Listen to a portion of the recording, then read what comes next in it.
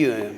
Good morning. If you have your Bibles, turn to the book of Joshua, chapter 4. We are going to continue on in our series on memorial stones. And what we are doing is I am simply telling lessons from our history, stories of where we came from as a church and as a fellowship. And then along the way, as we're telling stories, then we're applying lessons. What are the lessons that we learned that make us what we are today? And this is a biblical principle. We find this in Joshua 4. Let's read our main verse, Joshua 4, 4 through 7. Then Joshua called the 12 men whom he had appointed from the children of Israel, one man from every tribe. And Joshua said to them, "Cross over before the ark of the Lord your God into the midst of the Jordan, and each one of you take up a stone on his shoulder, according to the number of the tribes of the children of Israel, that this may be a sign among you, when your children ask in time to come, saying, 'What do these stones mean to you?' Then you shall answer them, that the waters of the Jordan were cut off before the ark of the covenant of the Lord. When it crossed over the Jordan, the waters of the Jordan were cut off. And these stones shall be for a memorial to the children of Israel forever." Okay, we are going to talk about commitment to the workers and the works. A major part of our fellowship, if you're visiting for the first time, foundational. Our church was birthed out of the Jesus movement starting in 1970. Hippies started getting saved. God revealed the vision to our founder, Pastor Wayman and Mitchell. He began training men in-house in discipleship as opposed to going to Bible school. That was revolutionary. And then we've been looking at now, we started planting churches, and the first one was in 1973. So now a few years have gone by. When we started planting churches, of course, we were planning for good, meaning we send couples out. We don't send couples out to fail. We don't send them out to struggle. We send them out to succeed. That is our belief, that the same spirit that we have here, God can give them favor wherever they go. However, unexpected things happen. When you're starting in the process, you have a glimmer of revelation. This is what God wants us to do, is plant churches. We had no idea all that would be involved, and part of that is just unexpected things. Let's talk about 3 unexpected things that started happening, and we'll talk about some of the first times that these happen because they're universal to this day. And the first was redirection. Not every church we plant goes well. Not every church we plant breaks out with hundreds and thousands of people getting saved and it becoming powerful. It's just life. That's part of life. There are things that workers need to learn. There are cities that, of course, are a little harder than others. And so what happens is we send couples to a city. They begin to labor, but sometimes they are struggling. And there's every kind of struggle. We've had people struggle to get people in or get saved at all. Then, of course, the universal, they come, but they don't come back. Or just they get just a handful and can't grow beyond that. Pastor Mitchell began to understand that long-term barrenness is not healthy for the worker. You have to remember, please, these are not just, pins or dots on a map. These are people's lives. And so he discovered this, that it's not healthy if a couple is going out and they are now some years are going by and they're not getting people saved, the church is not growing. It's not good for them. So what began to happen in one of the early churches that we planted in Cottonwood, it was the first time we tried in Cottonwood, it did not go well. And so the attitude things come up, and it's human nature. Sometimes people blame the pastor, blame the church. There are things that are struggling. It was not going well. And so what has to happen is either the pastor sees this is not good for this couple to stay there. It doesn't do us any good that we have, numbers, but then these people are dying spiritually. And then sometimes you have couples that quit. In this case, the couple wanted to quit. It was the very first couple that we ever brought back for redirection. That's the term that we call it. We are redirecting them into ministry. But here, I want you to listen to me. This is absolutely foundational to who we are. As a church, we are committed to the workers. This is incredibly important. Remember the difference between a denomination. A denomination is centralized. So the people who decide who goes out or who becomes pastors and where they go may not actually know these people at all. Their names, they're essentially a number. I'm not saying that that's evil. It's just the reality. When you create a centralized organization, the people are not known. They're not connected. And so when couples are struggling, that often there's not perhaps a quick response. Sometimes it's because it's a machine. It moves slowly. When we send couples, they are family. The workers that we send, they're precious to us. This is like sending your children. So if they're struggling, that's not just, hey, you're gonna wreck our numbers if you come back. We are committed to the workers. We're committed in numbers of ways, and we'll probably talk later on about financial support in general. But one of the things, when we send couples out, we financially support them to get there. We financially support the work so it gets off the ground. And in this case, we're talking about trouble. If the work does not go well and the couple needs to come home, we are committed to them. We also make a financial commitment. We don't just leave people, say, be blessed, be warm, be filled, be gone, and let us know how it goes. There are people how are they going to get back? And then they're going to come back. They need to get a job. So a commitment we make. And so we call it redirection because we're not saying it's over. It may be some couples just simply need to get healed up. They've been getting beat up for a couple of years or however long it's been. They just need refreshing. They need to get healed up. Sometimes they're not thinking straight, and sometimes they need to learn some things and all of that. Here's the problem, is that the devil messes with workers' heads. There are people that they don't process redirection well because they view it as, I am a failure, or I have let you down, or the pastor of the church, they must be angry at me because they put all that money and they it didn't work very well. That is absolutely not how Pastor Mitchell viewed it. He had a very healthy perspective. Redirection is a step. It's not the end. This is based on Psalm 37, 23 and 24. The steps of a good man are ordered by the Lord, and he delights in his way. Though he fall, he shall not be utterly cast down, for the Lord upholds him with his hand.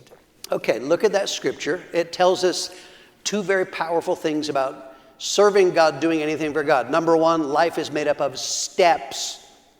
You don't make one giant leap into massive destiny. Steps. Sometimes those steps involve, things that don't go well. It's just a step. That's how Pastor, he never looked at anybody like, you failed, you're a terrible person. Remember the old saying that you heard Pastor Mitchell say many times? He used to say, Greg, sometimes you get the bear and sometimes the bear gets you. Now, in the last few months, we had a guy up in the woods there, the bear got him. That takes on life is like that. That's just how Dad viewed it. Is sometimes you don't always win. Steps. Anything you're experiencing in life is not final. It's a step. The second thing, though he fall, you do not rise to unending success in anything in life. Sometimes things don't go well. So Dad had a very healthy perspective.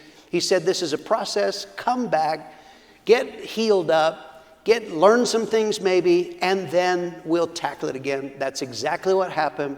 The first couple that came back for redirection got healed up, learned some things, were sent out again, and they found fruitfulness in another place. So the first unexpected thing, remember, we have no map for church planting. This was totally new, redirection. The second thing that can happen is tragedy. One of the things you learn in life is bad things happen to good people. Even if you do right, serving God does not give you holy immunity from all trouble. Bad things happen to good people. You can't see this coming. One of the things in the early days of our fellowship where we learned this principle was in a man called John Metzler. John Metzler was a friend of my father's. They went to Bible school together in Los Angeles. John Metzler, very influential in the early days, absolutely supernatural touch of God. And he held the breakthrough revivals in our church, in other churches, tremendous man of God. After a few years, John Metzler wound up pioneering a church with our fellowship in the North Phoenix area. I think it may have even been like originally in Paradise Valley, but essentially North Phoenix. We got some pictures of John Metzler, and that's one of the early flyers on the left. There he is on the right. John was always a flashy dresser, and he was a lot of fun to be around. John Metzler was preaching a revival in Sedona, Arizona. How many of you have been here long enough to remember we used to have a church in Sedona?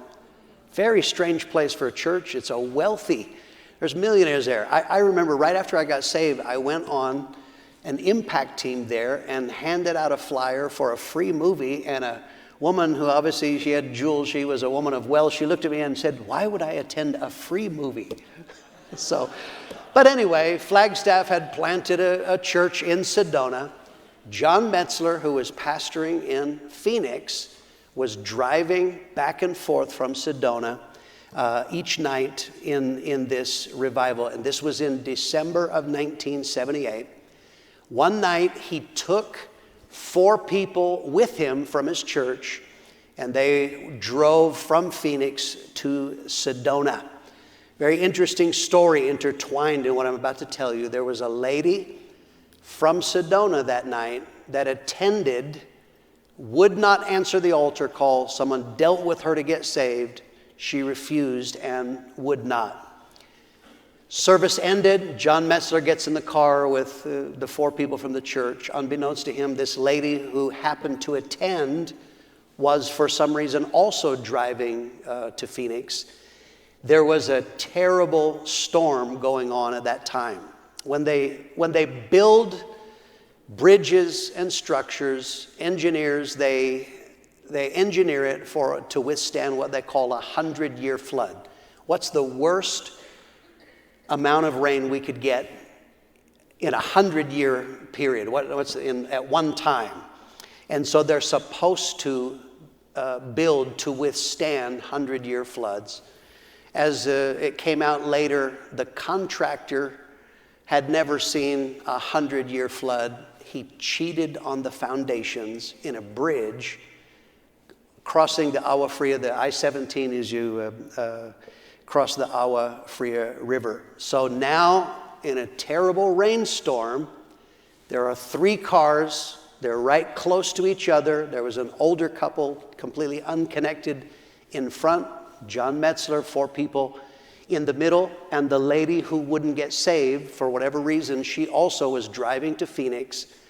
As they came up to the Agua Fria River Bridge in New River, Black Canyon City, the bridge collapsed. Very, very interesting story. The older couple, they were on the bridge as it collapsed. Their car flew through the air. The tires hit on the other side, ripped the wheels off. They lived. John Metzler and the 4 people in the car, Their car flew, but they hit, and all were killed instantly by the impact on the other side, and they were washed downstream. The third car, the lady who would not get saved, her car skidded down into the water, and the older couple came and they saw her calling for help, and the water washed her away. So this was an incredible tragedy. I'm giving now just a little side note. Through many years of pastoring, when people die, I often have people ask me the unanswerable question, Pastor Greg, why did they die? Why do we pray and they die? I don't know. I'm not God. I don't have that answer. But I often think of John Metzler. Think about this. A few seconds earlier, they would have lived. Seconds later, they might have lived. It was time to go. That's the bottom line. The Bible says it is appointed to a man once to die. So this is completely unexpected. Pastor Mitchell did not plant churches and say, okay, 1.7% will be killed. No, there's no way you can factor that in. This was absolutely shocking. So I said, concerning redirection, we are committed to the worker. Now here's the second lesson. We are committed to the work. We're committed to the church. Okay, go back to the difference between denomination. Denomination means centralized control. Remember how Pastor Mitchell came to Prescott? It was that due to a moral failure, there was no pastor. They didn't have a pastor for over 3 months. Why? Because it's a machine. The people making the decisions, it's not their personal church. You have someone that, I don't know what, election or appointment, they have a position, but they don't, it's not a personal connection with these people, so it's an unwieldy process. This is true of denominations around the world. Sometimes they have these empty churches they're struggling to fill. But a fellowship is not centralized control. A fellowship, we join together by common cause, not by central rules. And one of the things is that every church that plants churches, okay, the worker, they're our sons and daughters, they're family. The church now, we have a term, we call these our daughter churches. They're related to us. So if there is a crisis in the church, we don't say, you know what, we'll get the committee, we'll meet on that, and we're supposed to come. I think next month we might have a committee meeting. No. This is family. And so for the very first time, Pastor Mitchell had to make a decision. We need a pastor. The pastor died, so now we need a pastor in that church absolutely as fast as possible. And so he contacted Silver and Joan Gaddis from where they were, and immediately they were moved there, if I remember right, by the following Sunday after this tragedy. They were there. So Pastor Mitchell said, if we're going to plant churches, we have to do whatever it takes. You cannot just leave churches hanging when they're reeling through whatever kind of tragedy. So church planting means you're committed to the workers, first of all, but you're also committed to the work. So we have a commitment to every daughter church that we will do whatever it takes to preserve that church. We will stand behind you and we will help you. So the unexpected number one, redirection. Unexpected number two is tragedy. Unexpected number three is crisis. So as you plant churches, you discover that for many and varied reasons, couples have to leave a church suddenly. That can be a health crisis. That can be, they quit. There can be many different issues. It can be sin, and they have to be removed. But for whatever reason, sometimes you have couples that suddenly are leaving. This happened for the first time, not a death now. 1979, we had to make a change in Perth, West Australia. We had planted the work. It was going well. God was doing good things. And now we had to make a sudden change. And we had to send, they had a viable church. It was, if I remember right, it was running to like 60 people. So it was a healthy church, early stages, but nonetheless, it was a self-supporting work. So the problem is, we plant workers in conferences. For us, we have a conference in January, we have a conference in July, primarily. If it's not a crisis, okay, I want to go out, I want to go overseas. Conference, January or July is when we deal with that. But in a crisis, we don't have that luxury, right? What happens if the crisis occurred in February and we're not having a conference till July? You can't just say to a viable church, hey, listen, they'll get there eventually. We had to have a couple there, and we had to have them there quickly.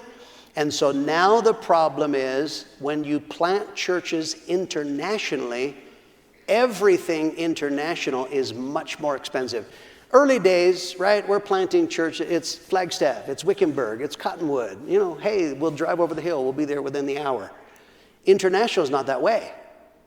You got to buy tickets, you got to get visas, you have to move their goods. It is very involved. It doesn't matter, it just has to be done. And every church that is going to plant workers, you have to factor that in, that we are committed to the workers, we're committed to the works. And we've seen this through the years. This is what happens: redirection, tragedy, crisis. We make commitments to workers and works because that is what God has called us to do. Let's talk secondly then about some church planting milestones. And now the works started being planted out, the first one in 1973. Here's a milestone. We have it up on the screen. By 1977, there were 25 churches planted out. Okay? We had 25 additional churches planted out. The bulk of those were from Prescott, but now we had some other workers. They started planting some workers. So think about that. 25. In 4 years, we had 25 churches planted out total. So we had some milestones. We started planting churches in new states. Initially, when we planted, it was within Arizona. It was Wickenburg, Tucson, Flagstaff, Cottonwood, various places in Arizona. As a matter of fact, Foursquare originally referred to us as the Arizona Fellowship. Partly that was because of where revival broke out in Arizona, but it was also our initial church planting ventures. And again, if you have been raised in our church, you've been here for a long time, it's completely normal. We got these guys, they used to be on drugs, they've gotten saved, now we've trained them, disciples. Yeah, of course, that's what we do here. You have to understand, Foursquare, that was like mind-blowing. They were just doing what a few years ago? And they're a man of God? How can that be? And then what school did they go to? They didn't. They were trained in-house. And so we started, it's natural, we planted them close so we could give them support, right? It's easy. We can drive an hour over the hill to Wickenburg, or 3 hours, whatever it took back in the day, to Tucson, Phoenix, Flagstaff, et cetera, et cetera, et cetera. So that is what we did. We could support them, so it was logical to plant them close by. But now, as works in Arizona began to thrive, Tucson did very well. Flagstaff did very well. Some churches in Phoenix. Now we began to spread out. The first work, as I've already told you, Gallup, New Mexico. That was the very first work in New Mexico. We planted in California. Blythe, California was our very first church. in the entire state of California. And remember, that's just over the border. That's very close to Arizona. Gallup, as I said, Las Cruces, Alamogordo, some different places. Here we have a photo here. I want to show you. Here's Kevin and Janet Foley here in Alamogordo, New Mexico. A church exists to this day. Here they are. They found a building. It was called The Door, and it had an arrow. There it is at the door. That's got to be a sign from God, right? Kevin gives me that pastor joke to this day. Okay, so New Mexico. Now we're moving beyond, and again, this is like, wow. It worked in New Mexico like it worked in Arizona. In 1979, we had the first church in Texas, El Paso, Texas. Paul and Linda Campo were sent from Tucson to El Paso, Texas. We have photos here, their original building that is there, that's at night, and of course Spanish, a lot of Spanish speakers, so it's called The Door, La Puerta as well. Here is Freddie, I think it's Freddie Gonzalez, very instrumental. That man on the left that has his arm around Pastor Campo, if I remember right, Paul Stevens told me that he won personally 100 people in the church. Later, he's since passed away, but very influential. So I want you to get this, Texas. Now we're like, that's a long way away from Prescott. The church did fantastic. So the same thing you begin to see, it's not an Arizona thing. The first church in Colorado, Colorado Springs, Colorado, Pueblo, Colorado, these were early works, and the works began to grow in those cities as well. The first church in Utah, a worker went to Provo, and then just a few months later, Mike and Mary Webb went to Salt Lake City in Utah. I got a picture here. This is old days. Oh, this is still El Paso. That's outreach, band on a truck. Here's a film outreach, and as you can see, God was helping the work in El Paso. Tremendous conference center to this day. Very powerful work of God. Paul and Renee Stevens pastor now. Next photo here. This is Mike and Mary Webb. They went to Salt Lake City in Utah. And so originally that was quite shocking, like you're going to send them to Mormon country, but there are a lot of people there who are not Mormons. And lo and behold, here's an early picture there of the congregation in the very early days. That church still exists. And so now, new states and the work of God. Illinois. We had a man come into the fellowship, and he planted a church in Sparta, Illinois. Got a photo here that I like. Here, that is Terry Haynes. In early days, I used to ask Terry, he had to give me proof. He looks like a dentist now, so I don't believe that you really were a sinner. And so, okay, I believe you now.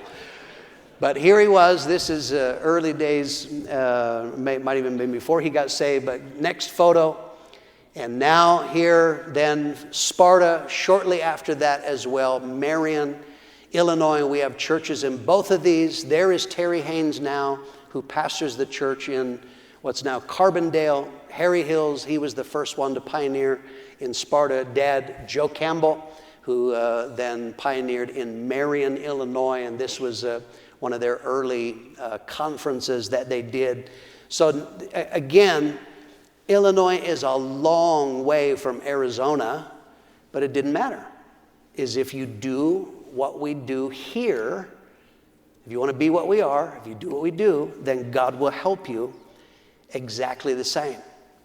We had the first work planted in Guam, in the Marianas Islands. Flagstaff planted a work in Guam. This did not go well, but it was quite revolutionary to another nation. That was, I think, their first international church plant. Didn't go well, but it broke ground. And we got some photos of Guam. This, I'm just showing you on a map. Guam is way, way out there. And so the work of God, the first church planting venture didn't go well. Later on, then it went very well. Powerful church planting center.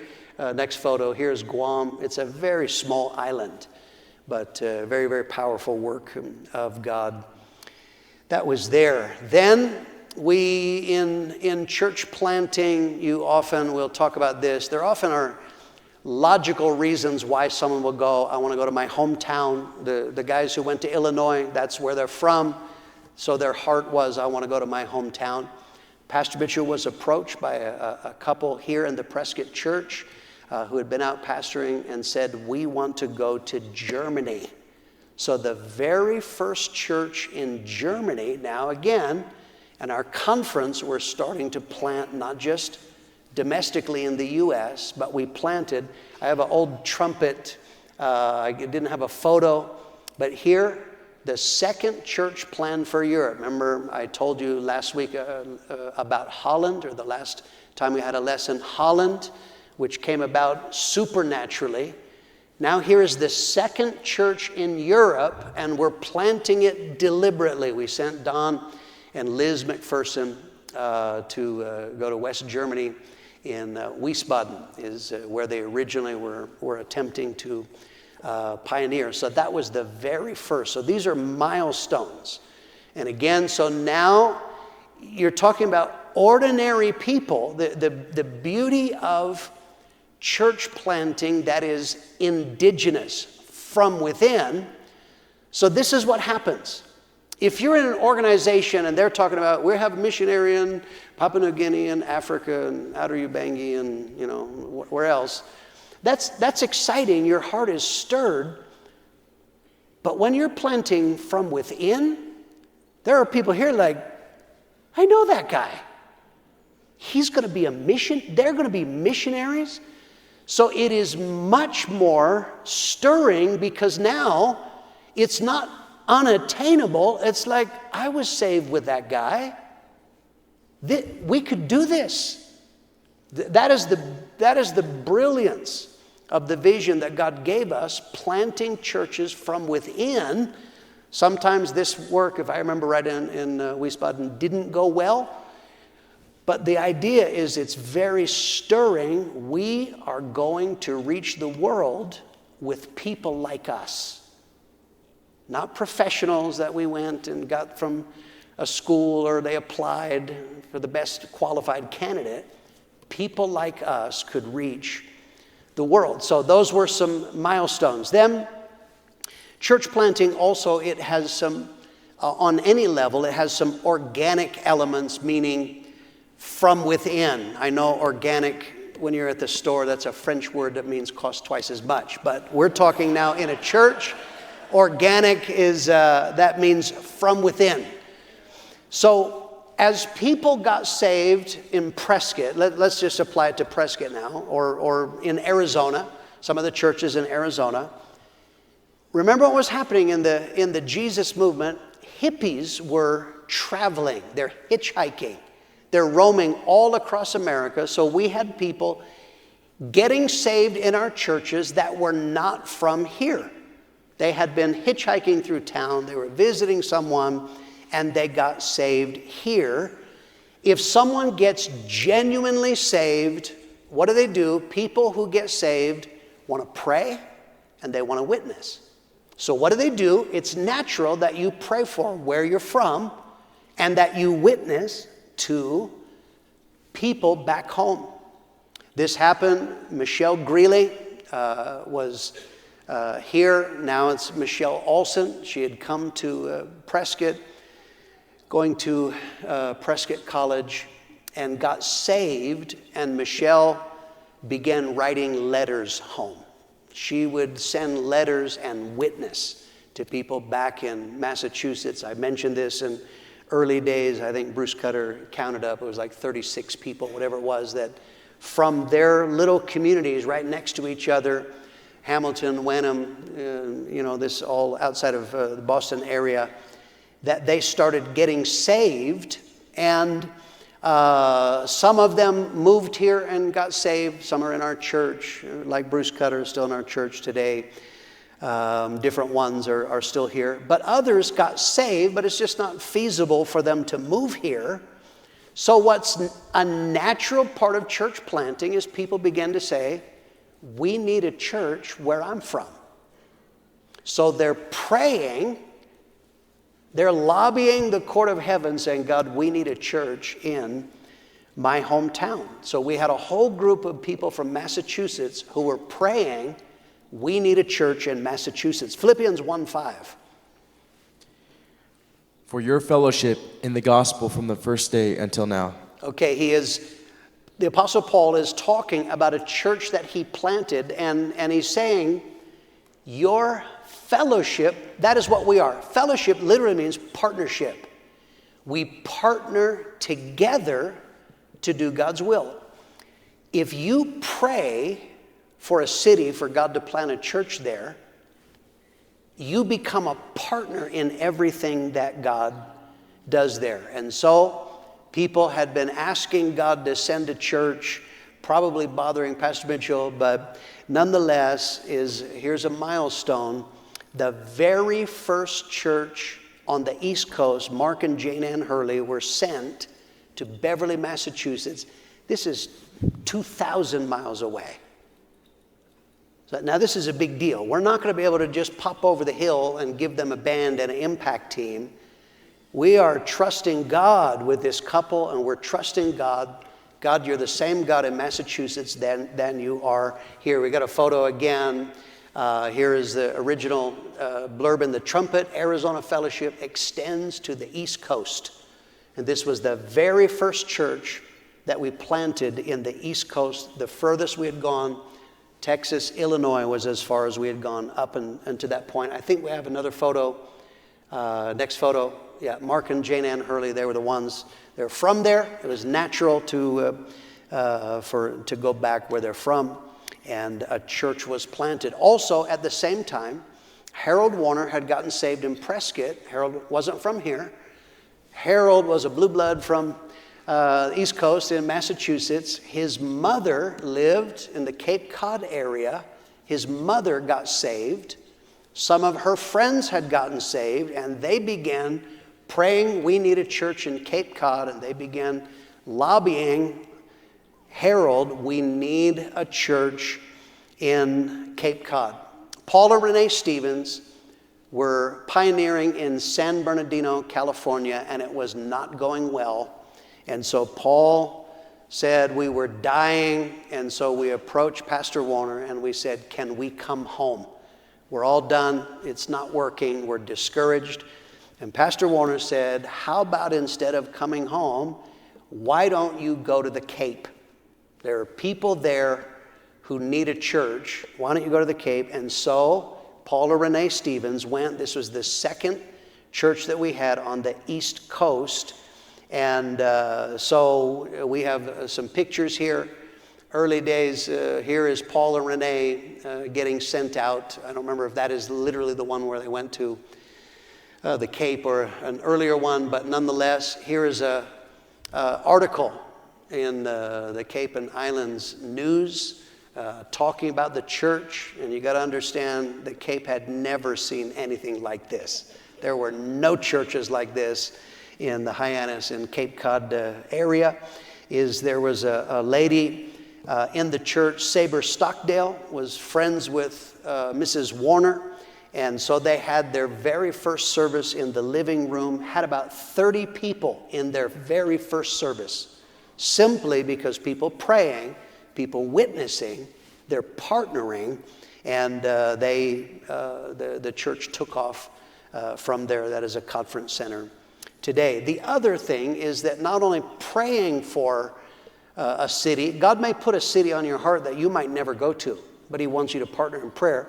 But then you have people that they have a burden for the place they're from. 1983, Eric and Brenda Strutz were planted from Tucson, Arizona into Rochester, New York, because he was from Rochester. So churches are planted in many different ways. This is a natural burden. I want to go where I'm from. People need Jesus. I don't have a picture of them as a couple. I'm struggling for photos, but I will show you a photo here. There is Eric on the right. I don't know if he wants me to show that photo, but that was him. But that is Ray Ruby, Jose Urbina, and the late Jesus Becerra, all men of God from Tucson. And they responded, and that church is in Rochester, New York to this day. So these are milestones. The next milestone is that our international churches, they started planting churches. So Prescott, we sent the worker into Nogales, trying Nogales, Arizona. In fact, actually opened in Mexico over the border. Pastored both for a while. So then, after a few years, a Mexican took over the church in Nogales. Sergio Gayola took over the Nogales Sonora Church. Then, remember I told you we had a young man who had gotten saved here in Prescott. He was illegal. Came into Prescott in the early days. Not a great place to hide in Prescott in those days. And so he went back. At that level, Mexico wasn't quite ready to fully support. And so we partnered. And we sent Cruz and Terry Guerrero into Obregon, Mexico. Have a picture of, these are some of the early workers. On the left, if I remember right, that is Jose Luis Gayola. That is him on the left. The other brother, next one I can't remember, that is Sergio Gayola. That's his brother, who is the pastor in Nogales. Ruben Reina was a pastor who affiliated with our fellowship at that time. From California, and that's Cruz Guerrero on the right. These were early converts, some of them early, and most of those went out and began to pastor. 1978, now Nogales had sent a worker in partnership with Tucson. I told you about Agua Prieta. And then Obregon, those are partnership. 1978 was a milestone. Nogales planted their first organic church, meaning a Mexican couple, and they're going to pay for it from Mexico. This was a very early discussion. Pastor Mitchell had the worker that originally went there wanted Pastor Mitchell to open up businesses, chicken farms and different things so they could have money. And Pastor Mitchell said, nope, the will of God is indigenous. Mexicans have to give in their currency, and they have to plant churches from within. 1978, they did that the very first time. Jose Luis and Lucy Gayola were sent to Las Mochis. We have a picture of the Gayolas here. Here they are, mighty mustache. He has more hair in his mustache than I have on my head. But they were the very first Mexican worker paid for from the church in Nogales. So the indigenous principle that Pastor Mitchell believed in, here is proof it worked. It worked in Mexico, and then they also planted churches, Hermosillo, Agua Prieta, Mexicali, San Luis, Tepexpan. These were early works there. Some of these cities were originally, Jack Harris was doing miracle crusades, and natural result, people getting saved. We wound up planting churches there. 1981, the last church we're going to talk about is Perth. We planted that church in 1978. In 1981, Perth planted their first church in a small town up the coast called Geraldton, West Australia. A man named Lynn Litton had actually been saved in Prescott. Lynn Litton is Ron Burrell's half-brother. He was saved in Prescott originally. Process of time, he wound up moving to Australia ostensibly to help Ron and Susie establish the church. And so Perth now was exploding in growth. And so Lynn and Linda Litton were sent to Geraldton, West Australia. Geraldton was chosen. In those days, we were working very closely. We were Foursquare. We're working with them. West Australia has one big city, Perth, and then it's small towns. And so Geraldton, there was no Foursquare church, so we could plant a worker there and not, have a territorial fight. They had the first impact team. They rented the city town hall. Over 200 young people showed up. They had probably 25 to 26 saved. We have some pictures of the early. Here's Lynn and Linda Litton and the family. As I said, Lynn was saved here in Prescott. Next photo.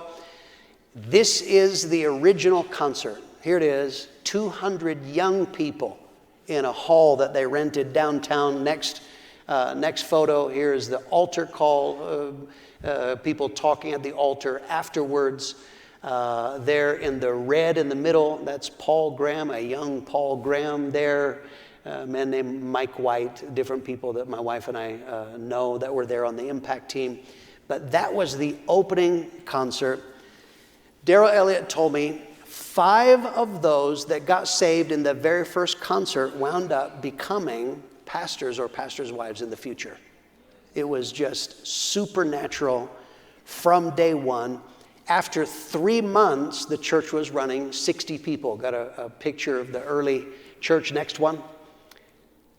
Here is the early church. It's only months old at this point in time. Somewhere in there is Daryl and Jillian Elliott, who are now the leaders of Australia. He went off support. The church was fully self-supporting at the 7-month mark. They had their own building. The pastor was full-time. And then we have a later picture there. Here the church began to grow. So now this is the other side of the world. All they're doing, Lynn Litton was doing what he had seen in Prescott, Flagstaff, in the church in Perth, and it worked exactly the same. God did this. It wasn't an American thing. This was clearly a heavenly thing, that it worked. There, Daryl Elliott told me, he said, he looked at his yearbook from high school. He said in 2 years, 1981 and 82, he said he counted up over 100 people from the senior years of just those 2 years that got saved in 81, 82. It was supernatural, that work of God in Geraldton. And Daryl made the comment, the Potter's House brought the Jesus Revolution to Geraldton, West Australia in the early 80s. Last 2 milestones before we close. Next, we'll put it up on the screen. Now by 1980, this is only 7 years after we started planting. By 1980, we now had 75 churches planted out, meaning not from Prescott. Prescott planted, now Tucson's planting, Flagstaff is planting, Mexico's planting, Australia, Perth is planting. 1980, that's a milestone. There were 75 churches besides us. We also had 2 men come in that they were not a part of our fellowship. They were already saved, they were already pastoring, but they came in because they heard what God was doing. Mike Neville came in and began to come to conferences, associate. Ruben Raina began to associate, come to conferences. Pastor Mitchell asked nothing of them, just answered their questions, showed them what to do. They began planting churches. That's not included. There were also other works that they planted that were in addition to those 80. So God was really, really moving. The last milestone, in 1980, the first 4th generation pastor was sent out. Okay, now let's put up a photo here. Now think about this. Pastor Mitchell is the 1st generation. We sent a worker, someone got sent to Flagstaff, 2nd generation, and now I have here on the left, Ron Simpkins. He was the 3rd generation. He was sent to Payson and originally pioneered it. I have Glenn Cluck in the middle because Glenn Cluck wound up taking over from him. Glenn was already saved. Glenn and Donna came in. But now Glenn then, who was going to move on somewhere, Dave and Debbie Stevenson were saved in the church. Dave Stevenson, saved, trained in-house, became a pastor. Dave Stevenson was the first 4th generation. So now this is not just something, if you're directly connected to Prescott, it works. No, it moved on to the next generation and the next generation and the next generation. Those are milestones. So what we begin to see is that it will work. anywhere in the world. The last thing before we close here, I've told you about my dad's Bible. I want to show you another. My dad's Bible is a living legacy. You'll see here, and this is Ecclesiastes 11:1. Cast your bread upon the waters, and you will find it after many days. And he has a note there. Mills, that's Dick Mills, the evangelist Dick Mills, gave him this as a word. Dick Mills would give a scripture, and he would say, this is going to be the mark of either your personal ministry or of your church. And he said, this is going to be the mark of the Prescott church. He said this in 1975. We only had a couple of churches out. But that man saw into the spiritual realm, and he said, the mark of the Prescott church is you're going to be casting bread upon the waters. And that is true. Any of you saw at conference, we have special speakers. We have people who come here, and you get to meet them because we have done that since 1973. We cast and cast and cast and cast bread upon the waters. Conference is wonderful when we see them return. We see the Word of God. When you see things like that, this is why Pastor Mitchell would say again and again, this is not a work of man, it's a work of God. It's not something a man thought up. This is what God has revealed, and this is where our mission of church planting came from.